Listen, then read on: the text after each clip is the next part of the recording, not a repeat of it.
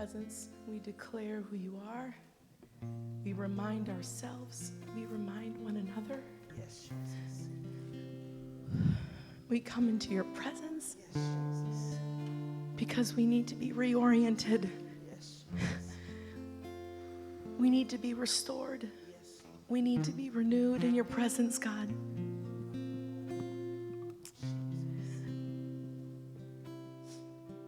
To not only know the God that we serve and the God that we worship, but the God who also loves us and draws us near to him and accepts us as we are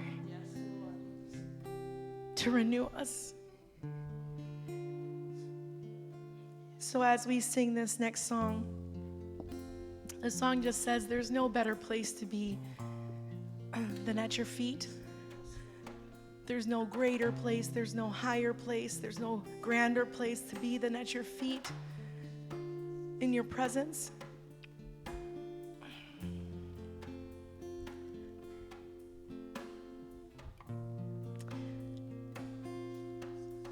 And sometimes for me, I'm not really sure as a pastor what I contribute to my congregation. But I do know that when I return back to my home on Sunday mornings after I've been out preaching at chapels and doing all the deeds and all the things, I end up on the carpet in the front row. Ask any of these guys. I don't lead worship at church because I would probably just be in a pile of tears on the stage every time. But in the carpet in the front row, I find myself dancing, crying,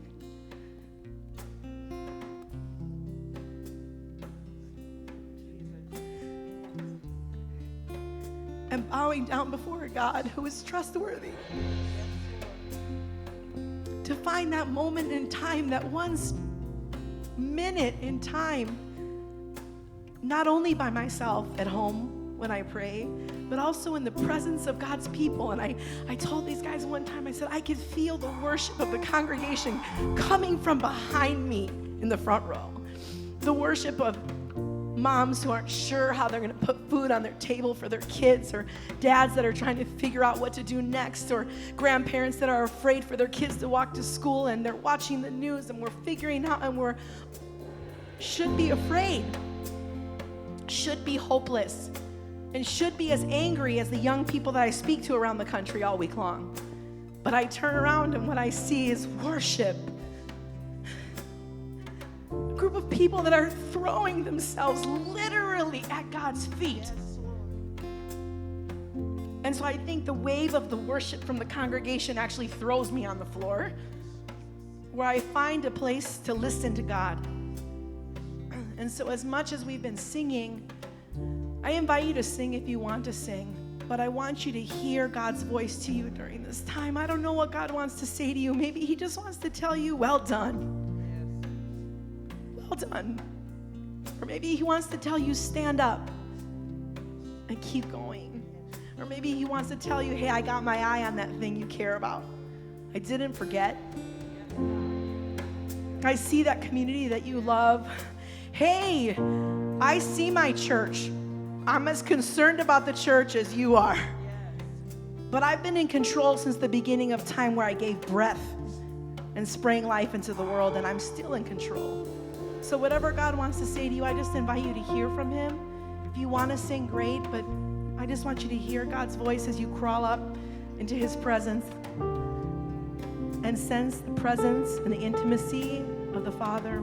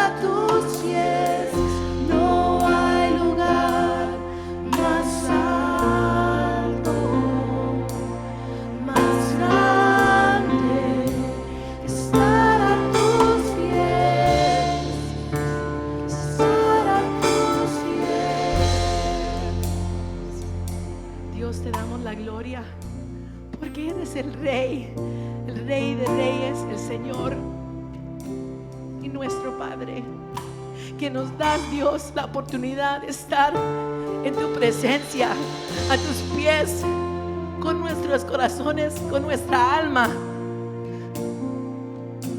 con nuestros sueños,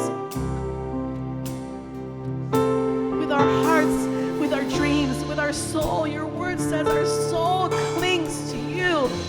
Our soul thirsts for you. Our soul is satisfied in you.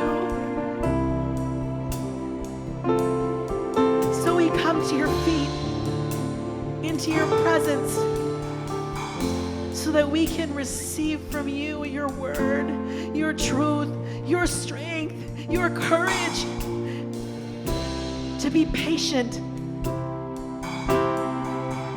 to believe, to live lives of compassion until your kingdom comes, until your will is done on earth as it is in heaven.